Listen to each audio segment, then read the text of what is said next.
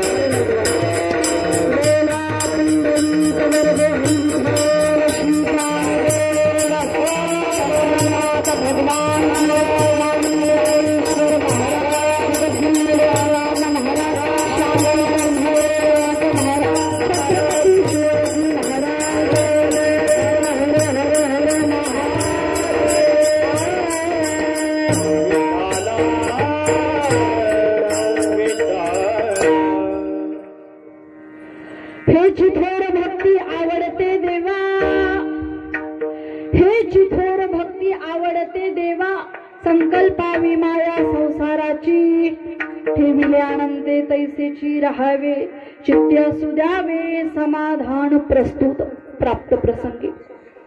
सेवेकरता निवडलेला अभंग महान संत वैराग्यवंत देहूनिवासी अखिल वारकरी संप्रदायाचा कळस असणारे श्रीमंत श्री जगद्गुरु तुकोबराय तुम्हाला आम्हाला सांगू इच्छिता की ज्या ज्या साधकांना किंवा ज्या ज्या भक्तांना आज ठरवलेलं आहे की परमार्थात उतरायचंय, तर यांनी परमार्थात उतरल्यानंतर आपलं जे उच्च कोटीचं प्रेम आहे प्रपंचावरती, हे प्रेम हळूहळू तिकडून ओसरत करून कशा पद्धतीने इकडे परमार्थावरती लावायचं याचं सगळा जो काही संदर्भ आहे हा तुकोबरायांनी सांगितलेला आहे. विठ्ठल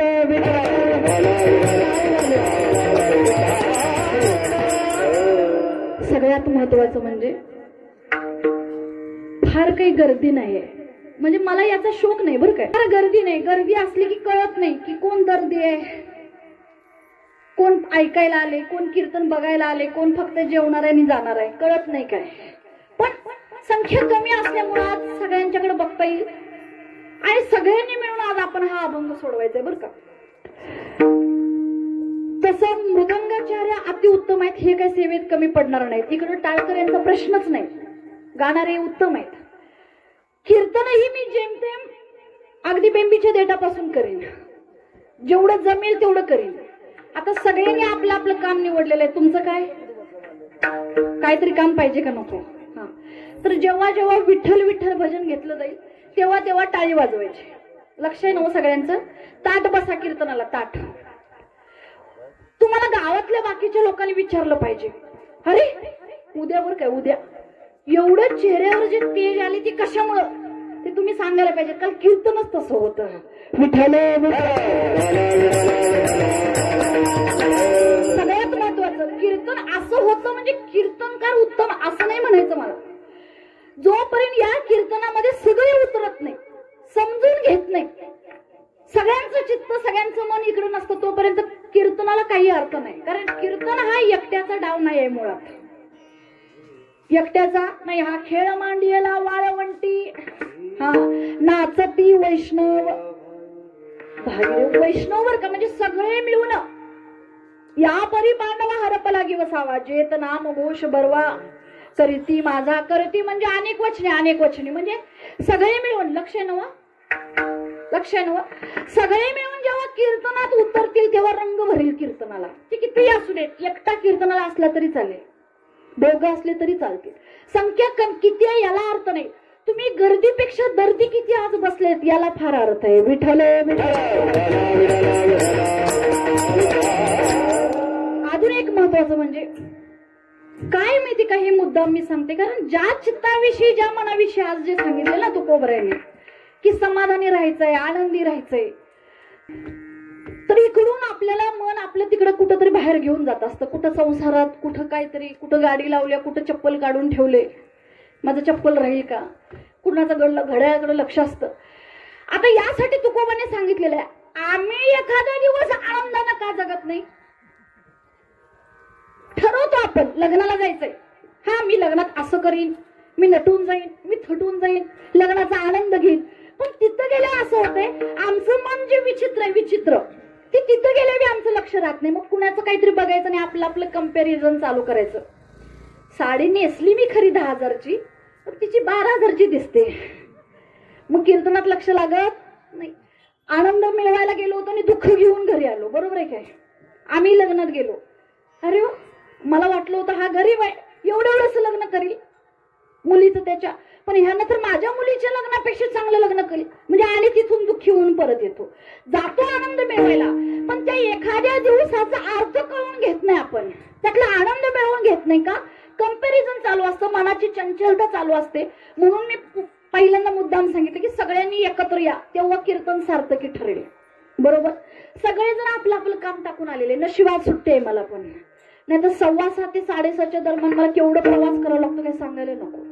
सगळेजण आपलं काही ना काही काम टाकून आलेलं आहे. बरोबर, होय नाही बोलत जावा, ऐकू येते ना. आता मला सांगा, आपला जो आजचा 2 तासाचा वेळ आहे, आपण 2 तास दिल का एखाद्याला? नाही म्हणतो, सगळं देतो तुला, पैसे देतो, खरं 2 तास माझा वेळ देणार नाही. आज काही कारणास्तव तुम्ही 2 तास आज घेऊन बसलेला आहे तर त्याला सार्थकी लावायचं. का लावायचं? कारण सांगणाऱ्या जरी आज मी इथं तुम्हाला कोणी वेगळे दिसत असले, गाणारे वेगळे दिसत असले, हे आम्ही दिसायला निमित्त मात्र आहे. सांगणारा प्रभू एकटाच आहे. आणि अभंग ज्यांचा आहे ते श्रीमंत म्हटलं मी पहिल्यांदा, जगद्गुरु तुकोबराय. आणि त्यांचा अभंग आहे म्हणून या अभंगाला सर्वांनी मिळून न्याय द्यायचा. विठ्ठल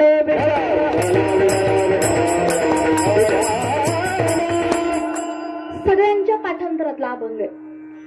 कधी कधी तरी कानावरनं गेला असेल ना, ठेविले अनंते तैसेची. आता काही काही जण असंही म्हणतात काय महाराजांनी सोपा अभंग घेतला म्हणे. परवा एका ठिकाणी अभंग घेतला महाराज, आपुला तो एक देव. मग काही ते दुसरे जे टाळकरी होते ते म्हणजे महाराज जरा अवघड अभंग घ्यायचं नाही काय. म्हणलं म्हणजे तर म्हणजे पाठांतरातला नसावा असा अवघड घ्यायचा, म्हणजे इम्प्रेशन पडतं कीर्तनकारांचं. काय पडतं? इम्प्रेशन. ऐकणाऱ्यांना कळू नये असा अभंग घ्या म्हणजे तुमचं इम्प्रेशन पडेल. मला फक्त एकच म्हणायचंय, आतापर्यंत फार वेळा म्हणलो आपण आपुला तो एक देव करून घ्यावा. किती वेळा केला? घेतला का करून त्याला? नाही. मग आजचा या अभंग पाठांतरातले पण किती वेळा म्हणलो आपण संकल्पा विमाय संसाराची. आणि यात सांगू का अभंगात सगळ्यात महत्वाचं काय असतं? महिला मंडळ लक्ष द्या. गाथा माहिती ना तुम्हाला? कुणी लिहिला? कुणी लिहिला? एकाच काकींचं उत्तर येते. कुणी लिहिला? तुकोबरायांनी लिहिला. आता प्रत्येक अभंगामध्ये काही ना काही मर्म आहे. आजच्या अभंगामध्ये सगळ्यात गाभा जर काय असेल म्हणजे उदाहरण सांगायचं झालं, फणस आहे. फणस माहिती प्रत्येकाला? अहो होय तरी म्हणा की ती बीडकडचे तिकडले असले तर हा एखादा म्हणेल बघितला नाही. आपण कोकणातले ना. हा फणस माहितीये, वरून मऊ आहे आणि आतून कसं आहे? कठीण आहे. बरोबर? म्हणून म्हणाले लक्ष द्या. वरून कसं आहे? कठीण आहे. आत काय आहे? गोड आहे. गाभा आत आहे ना त्याचा. तसा आजच्या अभंगाचा गाभा म्हणजे त्याचं ध्रुपद आहे. ठेविले अनंते तैसेची राहावे चित्ती असू द्यावे समाधान.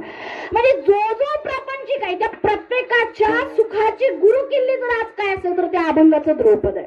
पण त्यासाठी पहिल्यांदा एक गोष्ट करावी लागेल, ती म्हणजे ही जी सुखाची किल्ली मिळवायची आहे त्यासाठी पहिल्यांदा एक गोष्ट करावी लागेल. जे काही जी चुकी आहे आपली ती चुकी सुधारावी लागेल. आणि चुकी सांगितली ही जी थोर भक्ती आवडते देवा संकल्पा विमाया संसाराची. म्हणजे काय चुकते आपलं बघा. आपल्या घरात देवघर आहे की नाही? आपण रोज पूजा करतो. आवडीनं करतो ना? काम म्हणून करतो? आवडीनं करतो. आता हे सगळं अगदी उत्तम चालू आहे. पण काही वेळेला आपल्याला प्रश्न पडतो, एवढे वर्ष झाले देवाची देवपूजा केली, शेजारचीचा बंगला झाला पण माझा अजून बंगला काय बांधून झाला नाही. तिच्या गळ्यात एवढं सोनं आहे पण मला काय आतापर्यंत मिळालं नाही. मग आम्ही देवाला लगेच ब्लेम करायला चालू करतो. देवानं माझं चांगलं केलं नाही. देवानं माझं चांगलं केलं नाही. देवाचं माझ्याकडे लक्ष नाही. मग आमचं चुकतंय काय? हे बघा, देव पूजा करतो देवाची. बरोबर आहे. आता ही देवपूजा करताना ती देवाची जी पूजा आहे ती पूजा देवाला आवडायला पाहिजे का आपल्याला? कुणाला आवडायला पाहिजे? आता इकडे बघा. अय मावशी काय आहे अंधारात तिकडे? काय दिसत नाही? इकडे लक्ष द्या. पाहुणे आली एक पाहुणी. आता ती पाहुणे आली, तिला साडी घ्यायची. तिला आवडायला पाहिजे का तुम्हाला? एवढा अवघड प्रश्न आहे. कुणाला आवडायला पाहिजे? पाहुणीला आवडायला पाहिजे. त्यातली त्यात जर बोलकी पाहुणी असेल तर ती सांगेल हा कलर मला आवडलेला नाही बघा, नाही तर ताईसाहेब जाऊन बदलून या. म्हणजे कुणाला आवडायला पाहिजे? बर. स्वयंपाक बनवायचा आहे, कुणाला आवडायला पाहिजे? आई येत असेल घरी तर आईचा आवड निवड आपल्याला माहितीये, वडिलांची आवड निवड माहितीये. मग आम्ही काय करतो? त्यांच्या आवडीनं स्वयंपाक करतो, त्यांच्या आवडीनं साडी घेतो. मला सांगा, देवपूजाही करतो. कुणाच्या आवडीनं करतो? आपल्या करतो. पण आवडायला पाहिजे कुणाला? देवपूजा त्याची करतो, मग त्याला आवडायला पाहिजे का नाही? मी मुद्दा म्हणून मानते विषय. हे बघा, आता उन्हाळा चालू आहे तर आपण थोडस कोमट पाण्याने किंवा थंड पाण्याने आंघोळ करतो का? गरमी आहे म्हणून. बरोबर. आणि थंडी आली तर आपण थंड पाण्याने आंघोळ करतो का? नाही. काय करतो? गरम पाण्याने. म्हणजे कुणाला आवडायला पाहिजे? मला. आता मला सांगा, आपल्या आवडी निवडी आपल्या आपल्या मनाप्रमाणे चालू आहेत. आणि देवाच्या बाबतीत देवपूजा करताना कोणी बारकाईने विचार करतं का की थंडीच्या दिवसात गरम पाणी घेऊन पूजा करायला पाहिजे? करतं का? नैवेद्य दाखवताना कधी तर म्हणतो का आज काहीतरी गोड करावं देवाच्या आवडीचं? नाही विचार करत. म्हणजे जे ती काही साधनं चाललेली ती आमच्या मनानच चाललेली आहेत. मला आवडते म्हणून हे करायचं, मला आवडते म्हणून देवाला हे करायचं. काहीतरी महिला मंडळ देवाला काय आवडते तीही बघत नाही. पंढरपुरात महाद्वारापासून जे चालू करतात, एक 10-50 रुपयाचे पेढ घेतलेले असतात, ते सगळे कुस्करायचे, दिसल त्या देवाच्या तोंडात असं घालूतच जायचं ते देवाऱ्यापर्यंत.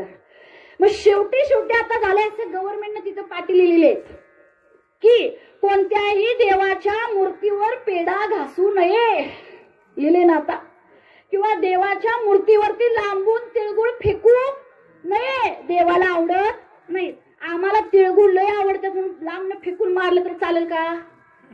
बर्फी लय आवडते, लाडू लय आवडतो म्हणून घे तुला लाडू असं फेकून चालेल का? नाही. आमच्या पद्धतीने आमची साधना जर चालू असेल, आमच्या शरीराला जे उपयुक्त आहे ते आम्ही आमच्या पद्धतीने करत असेल तर मला सांगा, देवाची भक्ती करायची तर देवाला आवडायला पाहिजे का नको? आणि हेच आज तुकोबरायांनी सांगितलेलं आहे, देवाला आवडते हीच भक्ती करायची असेल तर अभंगाचं पहिलं चरण.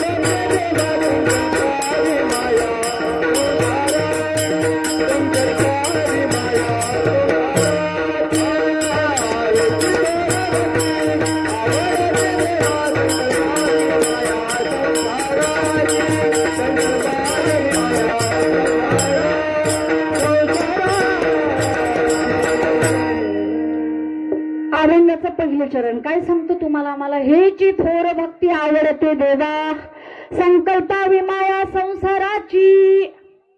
12 आणि 24 तास राहू दे, पण देवीच्या समोर आल्यानंतर 2 मिनिटं तरी हित चित्त यायला पाहिजे का नको? तिच्या तल्लीन व्हायला पाहिजे का नको?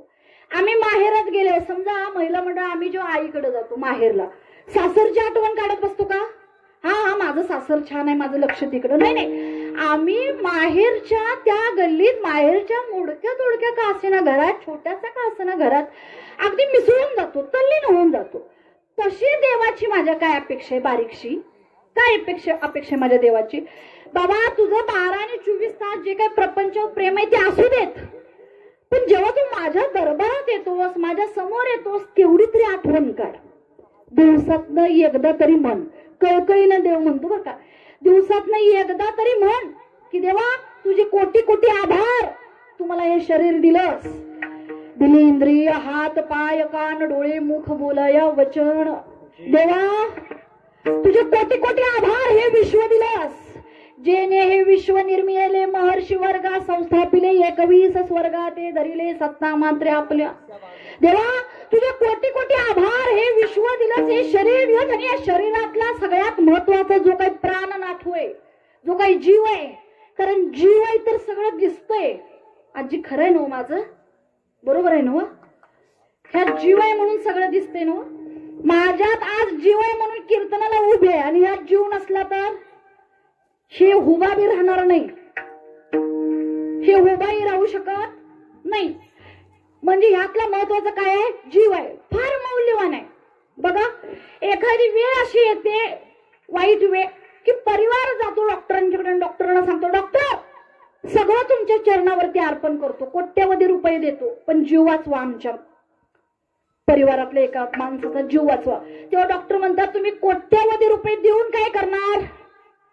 कितीही द्या, पण माझ्या हातात काही नाही. म्हणजे एवढा मौल्यवान असणारा जीव हाही परमेश्वरानं दिला बरं का. ज्याने हा जीव दिला पुढं म्हणलो आपण, तयाचे करीन चिंतन जगजीवन नारायण गायीन गुण तयाचे. प्रॉमिस सगळं केले देवाला, सगळी वचनं दिली देवाला. जन्माला यायच्या आधी बांधील देवाला सांगितलं, देवा गेलो ना पृथ्वीवरती, विसरणार नाही तुला. आणि त्याला विसरून सगळं चाललंय आपलं, है ना. बघा, आपण विसरलं का नाही हे स्वतः ठरवायचं. लक्ष आहे का बघा सगळ्यांचं. काहीतरी वाईट घडलं की लगेच देवाला आपण म्हणतो, देवा तुझ्यामुळे हे वाईट झालं. एखाद्या घरातली व्यक्ती निघून गेली की तिथल्या काही स्त्रिया रडताना सुद्धा म्हणतात की देवाने काय आमचं चांगलं केलं नाही. बट ठीक आहे, वाईट झाल्यावर तुम्ही देवाला ब्लेम करता, ठीक आहे, देवाला म्हणता तुझ्यामुळे झालं. मग चांगलं झाल्यावर देवानं केलं असं म्हणू ना. वाईट त्यानं केलं म्हणतो ना, मग चांगलं झालं त्यानं केलं म्हणायला पाहिजे का नको? ते नाही म्हणत, ते जमत नाही आपल्याला. काहीतरी चांगलं झालं का मी आहे म्हणून म्हणतात ना आपल्याला, हे घरी मी आहे म्हणून चाललंय घरात सगळं, माझं पेमेंट माझा पगार येतो म्हणून घरात सगळं चाललंय. आणि कधी कधी बाजी उलटी आपणही म्हणतोय का नाही, मीच आहे म्हणून टिकले, आहे का नाही. मी आहे म्हणून संसार आहे. अहो कुणी आहे, तुम्ही आहे म्हणून नाही, तुम्ही आहे म्हणून कीर्तनकार आहेत म्हणून काहीही नाही महाराज. हे सगळं चालत राहणार आहे, फक्त आपलं चाललंय. आता हे सगळं ईश्वरानं दिले. वाईट गोष्टीला त्याची आठवण काढतात, चांगल्याला पण काढा, त्याची अपेक्षा तेवढीच आहे. बाबा एकदा प्रेम दे मला. जे 100% प्रेम तू काय करतो संसारावर देतोस ना, ते थोडस ओसरत कर आणि जरासं मला पण दे. मी तुझा भाग आहे, तू माझा भाग आहेस. शेवटी माझ्यातून सगळं काय हे जग विश्व कशामुळे जन्माला आलेलं आहे? माझ्यातून जन्माला आलेला. बीजची झाली तर अथवा भांगरचे अलंकारू, तैसा मज एकाचा विस्तारू, ते हे जग माझ्या एकट्याचा विस्तार. देवाने हे निर्माण केले. आता एवढा सत्ताधीश तू आहे, तरी आम्ही त्याची आठवण काढत नाही. म्हणून तो म्हणतो की संकल्पावी माया संसाराची. या संसारात आपण 24 तास अडकू नये. महिला म्हणजे तुम्हाला पटत नसेल तर मी उदाहरण देतो. लग्न ज्या दिवशी झालं आपलं, त्या दिवशी माहेरचं घर सोडताना आपण किती रडलो. वाटत होतं की नाही आता परत आई वडिलांच्याकडेच राहावं, परत जाऊ नये इथून. वाटत होतं ना, किती रडलो आपण, किती रडलो. पण तिथून जसं माहेरचं घर सोडलं आपण, आता मात्र असं झालं, हा आपलं लग्न झालं, मुलं झालीत, मुलं शाळेला जायला लागलीत, हा हजबंड आपले ऑफिसला जातात, डबा द्यायला लागतो. एक दिवस वडिलांचा फोन आला, बाई मला तुला पाहावंसं वाटतं, मला पाहावंसं वाटतं, येशील का 2 दिवस राहायला. मग ही बापाची लाडकी लेक जी लग्नात रडत होती, ती म्हणते बाबा बघायला येते तुम्हाला, पण राहायला जमायचं नाही का. संसार आहे माझा, काम आहे माझं. काय आहे माझं? संसार आहे, माझं काम आहे. मी अडकून आहे. मुलांचा डबा भरावा लागतो, पण आपल्या नवऱ्याचा डबा भरावा लागतो, घरात मला काम आहे, मी अडकून आहे. म्हणजे एवढी माया आपण इकडे लावतो की माहेर कडले मग वडील एक दिवस अशी वेळ येते की वडील निघून जातात आणि मग वाईट वाटतं आपल्याला. काय संसार माझा, एक दिवस नसते तर काय काय हा संपला नसता. पण खरंच वडिलांचं ऐकलं असताना 2 दिवस त्यांच्या इच्छेखातीर राहायला गेले असते तर शेवटचे 4 शब्द गोड बोलले तरी असते त्यांच्याशी, नंतर वाटायला लागतं. हेच देव सांगतात की मीही तुझ्या वडिलांसारखं आहे, मीही तुझा एक अंश आहे, तूही माझा अंश आहे, एक दिवस वेळ काढ. पण आम्ही वेळ काढत नाही का. हा प्रपंच सोडू नाही देत आपल्याला. कारण संसाराच्या अंगी अवघीच व्यसने आधीच सांगितलं. हे व्यसन जे आहे ना ते सुटत नाही आपल्याला, ते सोडू देत नाही. कारण याचं वर्णनच करत असताना ज्ञानोबानी माऊलींनी असं सांगितलेलं आहे की ऊर्ध्वमूल मदशाखम मश्वथम प्राहुरव्यम छंदांसी यस्य पर्णानि यस्यं वेदस्य वेदविद. पुढे सांगितलं आदश्य ऊर्ध्व प्रस्तुता तस्य शाखा मन प्रवृत्ता विषय प्रवाला आदश्य मूलानेनुसंततानि कर्मानुबंधीनि मनुष्य लोके. या मनुष्याचं कसं झालंय कर्मानुबंधून. म्हणजे उदाहरण सांगतो, एक वृक्ष, त्याला फांद्या आला, समजा पेरूचं झाड आहे, त्याला एक पेरू लागला, तो पोपट आहे, तो येतो पेरू खातो निघून जातो, पेरू खातो निघून जातो, काही बघत नाही वृक्ष कसाच आहे काय. तसं तुमचं आमचं झालेलं आहे की दुःखमूळ असलेल्या प्रपंचाच्या मागे आम्ही इतके तल्लीन आहे, मी कोण आहे माहिती नाही, मी माणूस आहे याची आठवण नाही. प्रपंचामुळेच भांडण झालं ना भावाभावांचं. बोला होय तरी म्हणा, नाही म्हणा. बाबा मला सांगा, संसारामुळे भांडण झालं, माळ घालतो म्हणून कुणी भांडण केलं काय? बाबांची माळ मी चालवणार असं भांडण झालं नाही झालं. बरं बाबांचे ग्रंथ आहेत, मला दे वाटून, मला पाहिजे असं कुणाचं भांडण झालं? कुणामुळे भांडण झालं? संसारामुळे झालं, संसारातल्या जमिनीमुळे. उगच नाही संत महात्मे दुःख मूळ म्हणतात याला, उगच म्हणतात का? संसार दुःख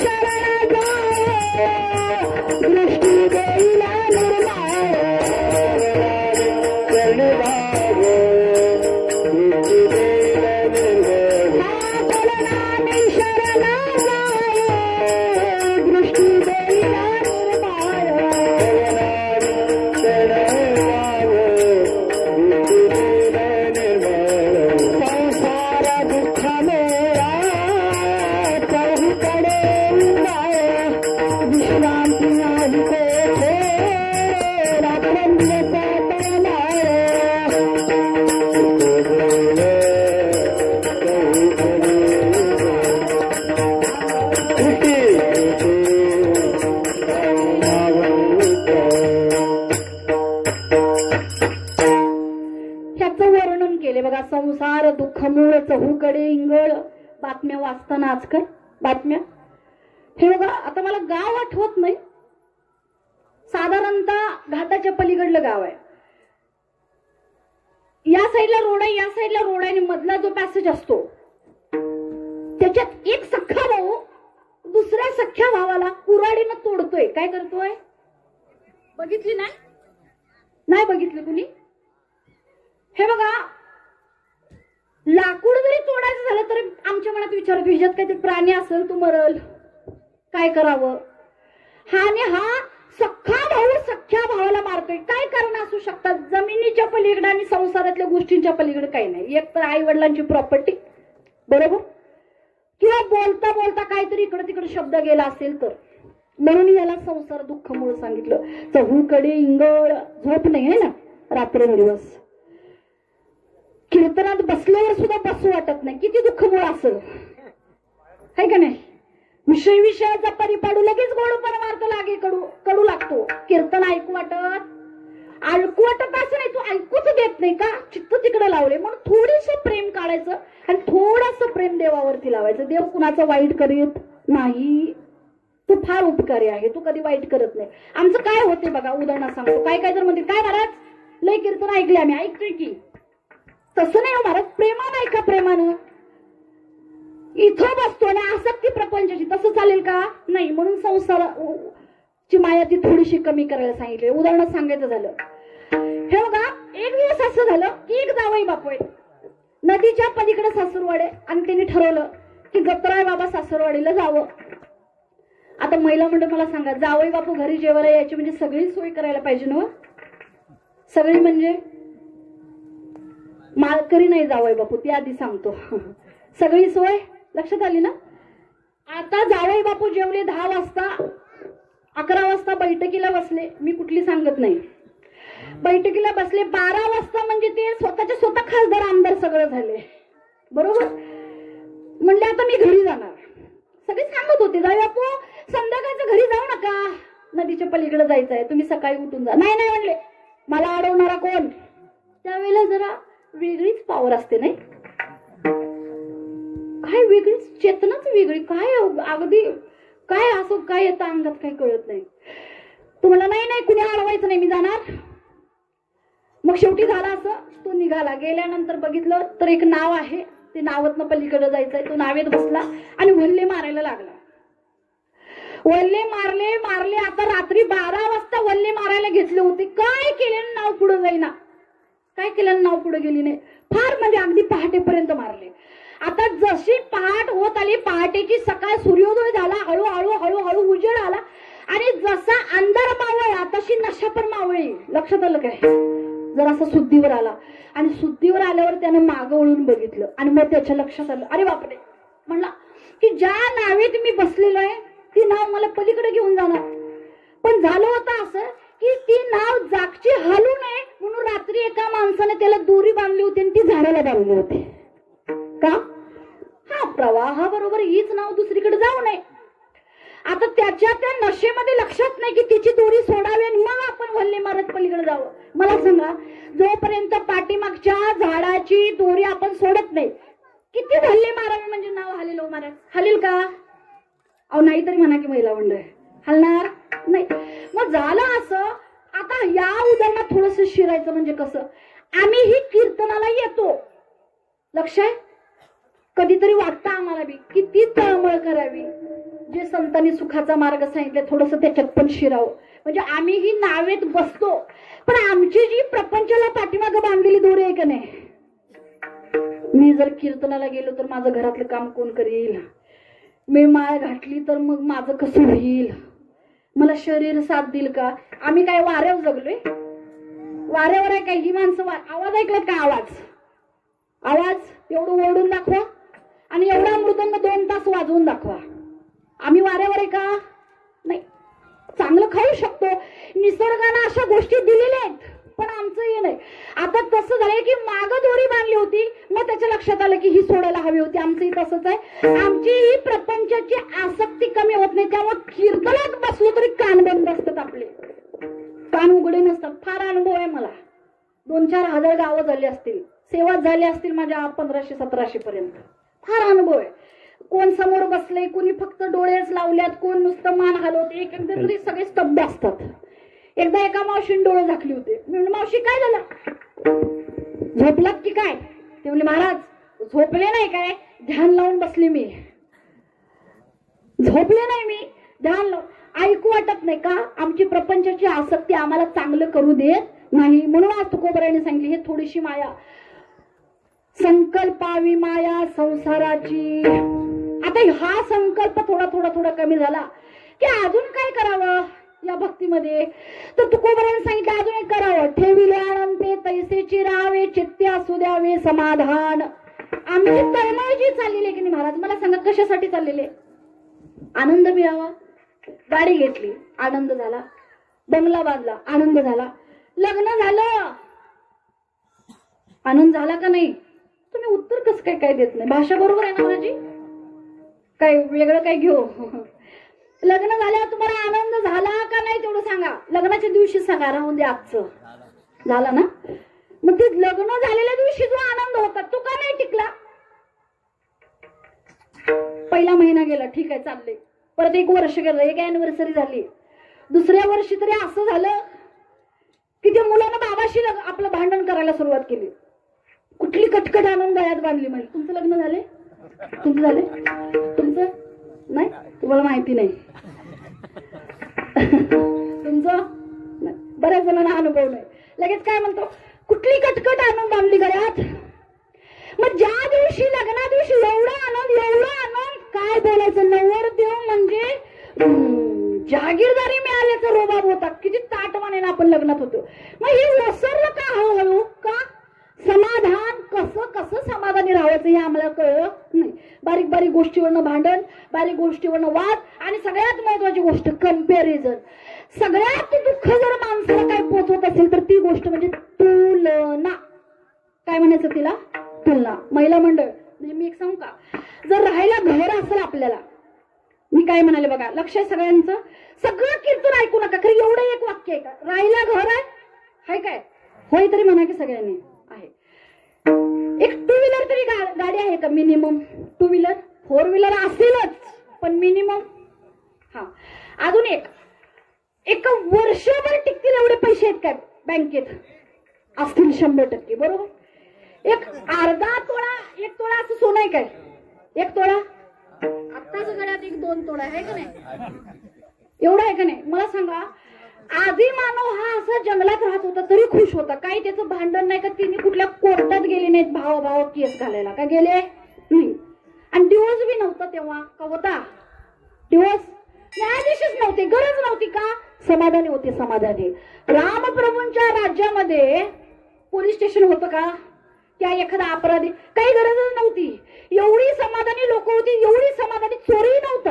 हे बाबा, एखादा जेव्हा गुरं राखायला जायचं त्याच्या काठीला सोन्याची घुंगरू असायची. का?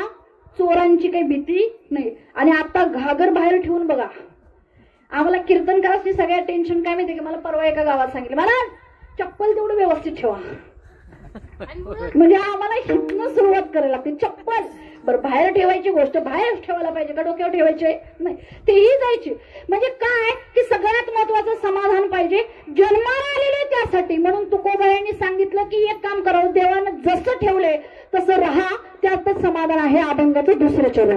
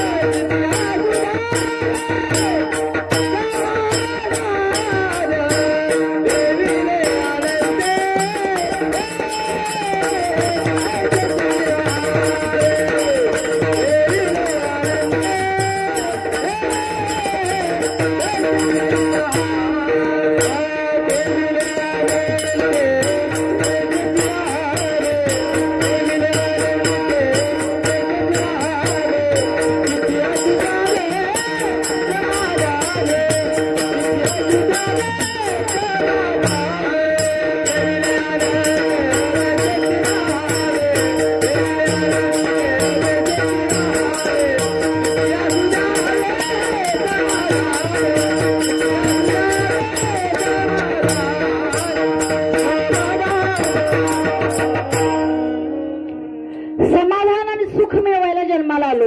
कोणाची इच्छा आहे का इथं? लक्ष द्या सगळ्यांनी. कोणाची इच्छा आहे मला दुःख मिळावं? नाही ना. प्रत्येकाला असं वाटतं कुठल्या ना कुठल्या मार्गाने का असं नाही सुख मिळावं. आणि सुखाच्याही पुढे जर अवस्था काय असेल तर ती समाधान आहे महाराज. समाधान म्हणजे जिथे सुखही नाही, जिथे दुःखही नाही. आणि समाधान म्हणजे अशी अवस्था की जिथं सुखाचा अहंकार नाही, अगदी न्यूट्रल अवस्था. कशी आहे? न्यूट्रल. म्हणजे उदाहरण सांगायचं तर सुख दुःख समान सखळ, जीवांचा गोपाळ, ज्ञानाचा उद्भोग, भक्ती प्रेमाचा कल्लोळ. अवस्था अशी की धन्य जगी तोची एक हरिरंगी नाचे. मग समाधान हवं असेल तर भजन करावं लागेल. भूक लागल्यावर भोजन करतो ना. भूक लागल्यावर काय करतो? भोजन. आणि भोजन झालं की पोटाची समाधान अवस्था होते का नाही? कोण कोण काही बोलत नाही त्यासाठी जेवायला वाढलं जाणार नाही.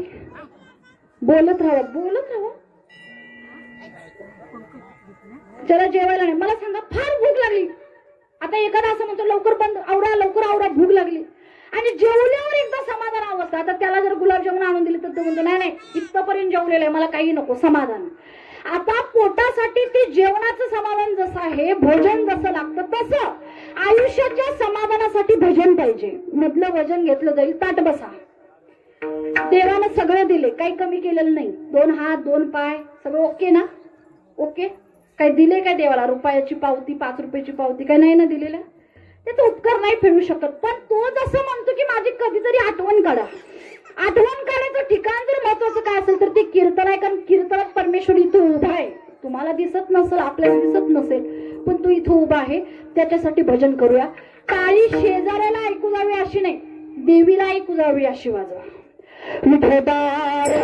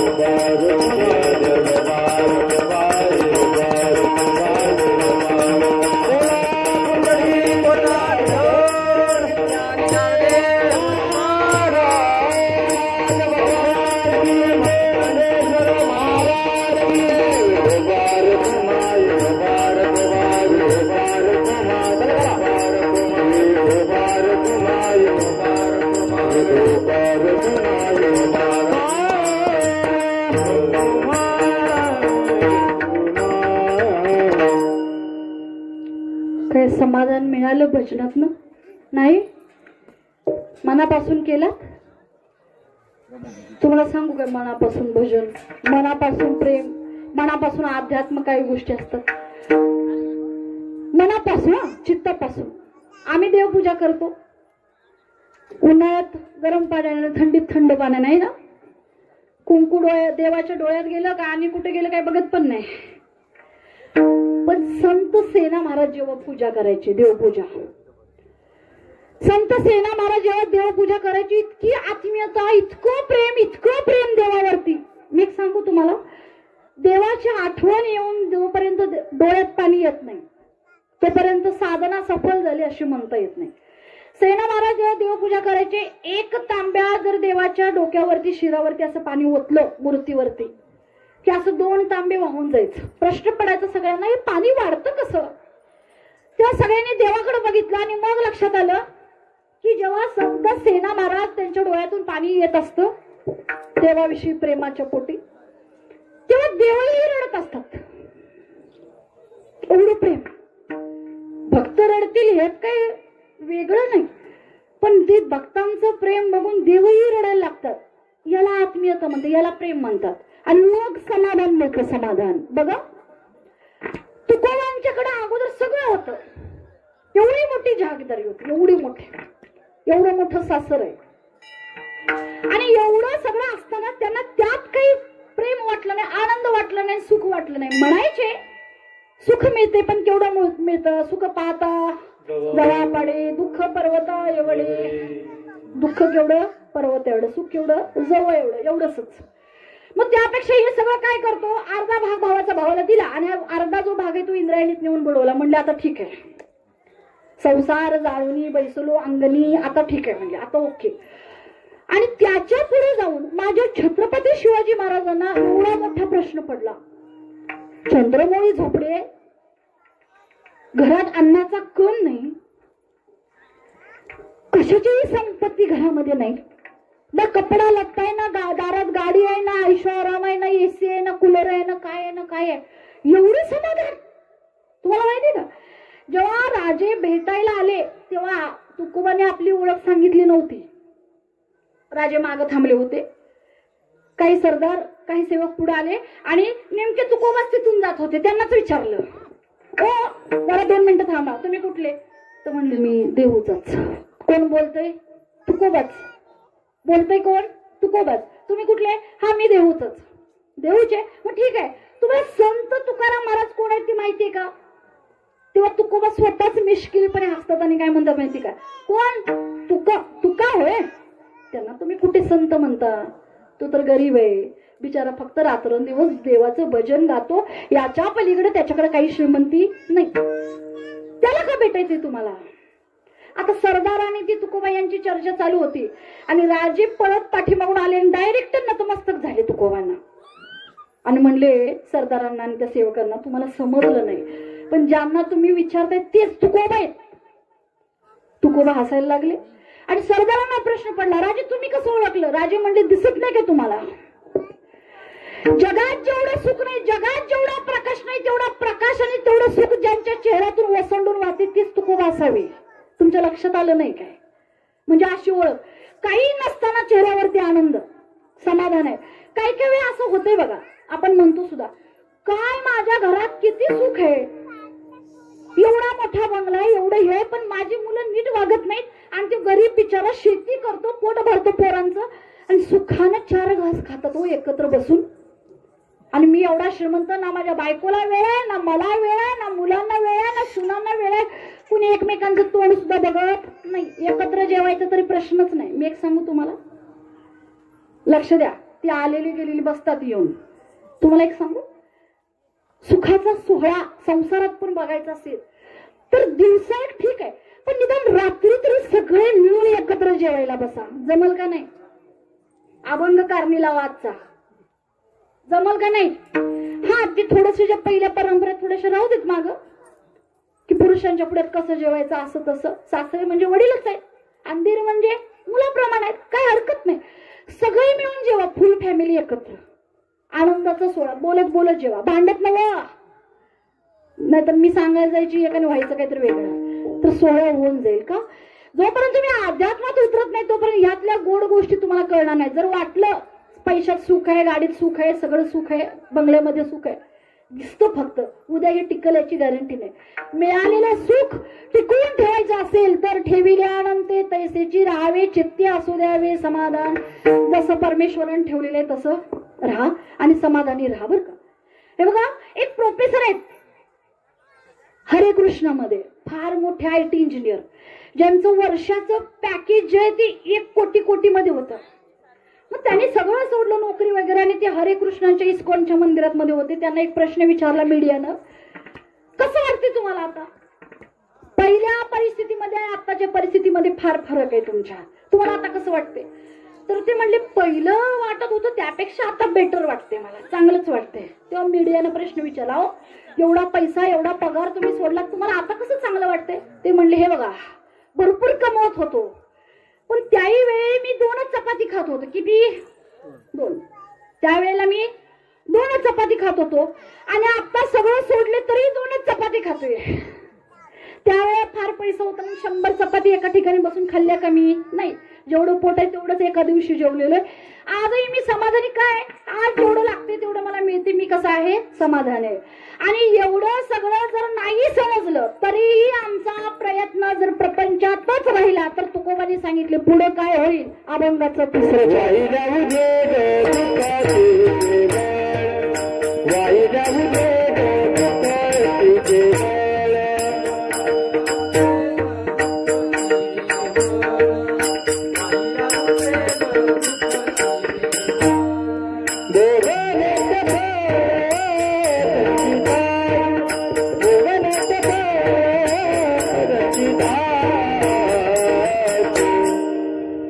ठेविले आनंदे तेथे राज ठेविले आनंदे तेथे राज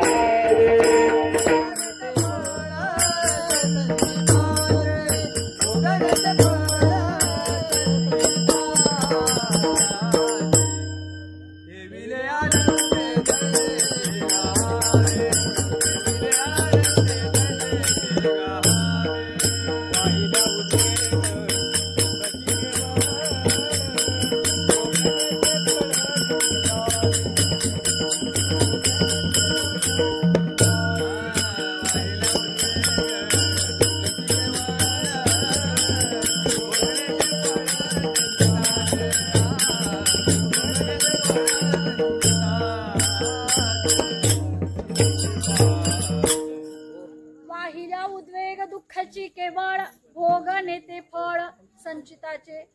आता इतकं सांगूनही जर आपण चिंता करीत बसलो आणि असं वाटलं की मी चिंता करीत करीत सुख मला प्राप्त होईल, तर तसं काही होणार नाही. ऐकू येते सगळ्यांना? कोळसा माहितीये कोळसा? कुठला रंग आहे त्याचा? काळा. आता एका बाईने ठरवलं, म्हणली याला घासून घासून गोराच करते. कसा? गोरा. मग तिने काय केलं माहिती का? दारातल्या एका दगडावरती त्या कोळशाला घासायला सुरुवात केली. पाणी टाकायचं, घासायचं, मग त्याला फेरन लावली, त्याला पावडर लावलं, त्याला लक्स साबण लावला, अमुक लावलं, तमुक लावलं, जे काय काय लावलं ते काळं झालं. कोळसा गोरा झाला नाही. वाहिल्या उद्वेग, जेवढी चिंता करतायत तेवढं दुःख प्राप्त होत जाईल. उदाहरणात सांगू जाता जाता एकच उदाहरण. तुम्हाला घूस माहिती का? घूस इकडे प्राणी आहे आहे म्हणजे भारतात सगळीकडे आहे म्हणायचा. घूस आहे ना. आता बघा, घूस हा एक असा प्राणी आहे. एक दिवस झाला असं की त्यांची एक मीटिंग झाली, मीटिंग, आणि त्यांच्यातली एक जी आजी होती जुनी, त्या आजीनं सांगितलं एका घुशीला, आपली पोरं आपल्या मांडीवर ठेवा, अंधार पडलाय. आता त्यातल्या एका म्हाताऱ्या घुशीनं सांगितलं, हे बघा, एका आजोबांनी एका घराच्या खाली सोन्यानं भरलेला हंडा जो आहे तो गाडून ठेवलेला आहे. आपण सगळे मिळून काय करूया, की कुठल्या घराखाली मला माहिती नाही, मग आपण काय करूया, सगळ्या मिळून सगळं जे घर आहे, सगळी गावातली जी घर आहे ती पोखरायला चालू करूया. मग जेवढ्या 5-25 घुशी होते त्या सगळ्यांनी एक घर ठरवलं, एक वाडी ठरवली आणि प्रत्येक घर पोखरायला सुरुवात केली. आता सगळी पोखरत आली. झालं असं कुठं काही सापडलं नाही. मग त्यांनी ठरवलं, ठीक आहे, या वाडीत नसेल, पलीकडल्या वाडीत असेल. मग पलीकडल्या वाडीत गेल्या. आता ती सांगणारी आजी म्हातारी होऊन एक दिवस मरून गेली आणि तरी या घुशी पोखरतच राहिल्या. आता त्यावेळेला सांगितलं होतं की घर पोखरत राहा. अजूनही घुशी काय काम करतात? घर पोखरतात ना. म्हणजे लक्षात ठेवा, जी घर पोखरते तिला काय म्हणतात? ओय बोला मोठ्यानं, महिला मंडळ. चांगलं घर जिला बघवत नाही, जी घर पोखरते तिला काय म्हणतात? शाबास. एवढं कळलं तरी पुरेसं आहे.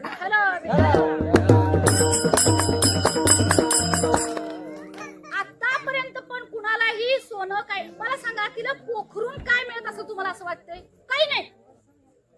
रायपूरचं तिला राहायला की त्या अंतराचं, एवढा अंतराचं सुद्धा तिला ओल एखादं बास होतं, पण तिचं मन शांत बसत नाही. वाहिल्या उद्वेग, परत दुःखाची. कारण सोन्याचा हंडा तिला कधी मिळाला नाही, पण वाट्याला माती मात्र भरपूर आली. जेवढं उकरत राहिली तेवढं काय मिळालं तिला? माती मिळाली. हे असंच आहे, दुःखमूळ प्रपंच आहे. उकरत राहिलो तर काय चिंताच वाटेला येईल, पण सुखरूप परमार्थ आहे, याच्यात प्रयत्न करत राहिलो तर एक दिवस समाधान वाटेला येईल. की ज्या दिवशी आपण हे जग सोडणार असतो, डोळे मिटणार असतो, त्यावेळेस आपल्याला असं वाटेल की आयुष्यभर मी प्रपंचात तळमळ न करता, एखाद्याला न दुखवता, दुसऱ्याचं वाईट न करता हरिपाठ करत आलेलो आहे, भजन करत आलेलो आहे, कीर्तन ऐकत आलेलो आहे, ज्ञानेश्वरी वाचत आलेलो आहे. त्यामुळे मी आता सुखानं जायला याला समाधान म्हणायचं. आणि म्हणून तुकोबारायांनी सांगितलं बरं का की वाहिल्या उद्वेग. तुम्हाला घुशीसारखं जगायचंय का?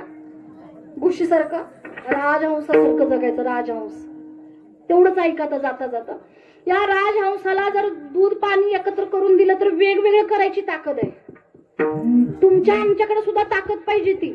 एखादी व्यक्ती वाईट गोष्ट आणून देईल प्यायला, आपण राजहंस आहे काय घुस आहे तेवढं ठरवायचं आपण. त्यांना जर आपलं चांगलं होणार असेल तर घ्या, आणि एखाद्याचं तुळशीची माळ आणून देत असेल तर त्यानं काय होणार आहे हे चांगलं वाईट ठरवून जगा. आणि असं जर जगला तर तुकोबराय म्हणतात ठेविले आनंदे आनंदी राहणार तुम्ही. काही याच्यात माझा आता तुकोबराय म्हणतात ठीक आहे की जो दुःख रूप आहे त्याला टाकूया का, संसार टाकून चालेल बाबा, नाही आता लग्न झाले मुलं आहेत आपली, ठीक आहे आता संसार टाकायचं नाही. तुम्ही मगापासून प्रश्न पडला असेल काय महाराजांनी संसार सोडलाय का, मी सोडलाय नाही तरी म्हणा, मग म्हणा नाही तरी मी सोडत नाही. आता हे लेकरू आहे माझं, ह्याला मला सोडायचंय का नाही. फक्त एक मला माहितीये की याचा जो काही भार आहे, याची जी चिंता आहे ती सगळी देवावर व्हायची. त्याला म्हणायचं तुका म्हणे घालू तयावरी भार वाहू हा संसार देवा पायी आनंदानं. हे सगळा जो भार आणि चिंता आहे ती देवाला म्हणायचं देवा तुझं तू बघत राहा, मला आनंदानं जगायचंय. माणूस म्हणून मी जन्माला आलेलो आहे, मला प्राणी सुद्धा आनंदी आहेत पण माणसाकडेच दुःख लय मोठं आहे. काय काय जण कीर्तन ऐकायला बसतात खरं आशय येऊन बसतात जणू. मला प्रश्न पडतोय कार्यक्रम कशाचा आहे, सप्त्याचा का 13व्याचा काही कळत नाहीये. एवढा आनंद, तेवढा आनंदी राहा बरं का. फार श्रीमंत असणारा त्याच्या चेहऱ्याकडे बघा, आनंदी असेल तर ठीक आहे. आणि एखाद्याच्या घरात काही खायला नाही तरी त्याच्या चेहऱ्यावरती समाधान आहे. म्हणजे समाधान कुठल्याही वस्तुनिष्ठ समाधान नसतं, ते समाधान चित्तातून मनातून बाहेर पडतं. जर ठरवलं समाधानी राहायचं तर राहू शकता. म्हणून तुकोबरायांनी सांगितलं आता एक काम करतो, सगळं मी देवाच्या चरणी वाहतो आणि आनंदी राहतो. ज्ञानेश्वर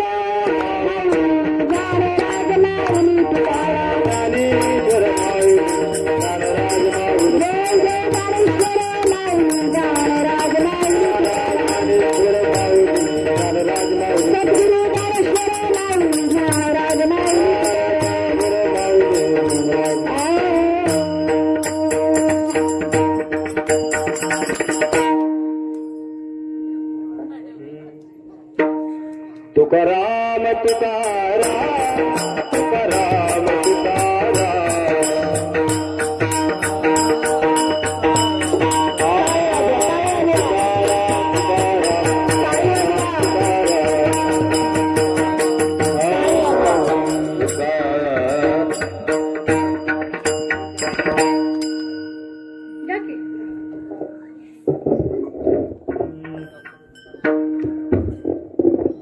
तुका मैंने गाने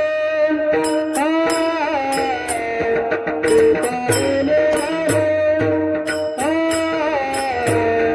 तेरा वेरी बार तेरा वेरी तुका मैंने गाने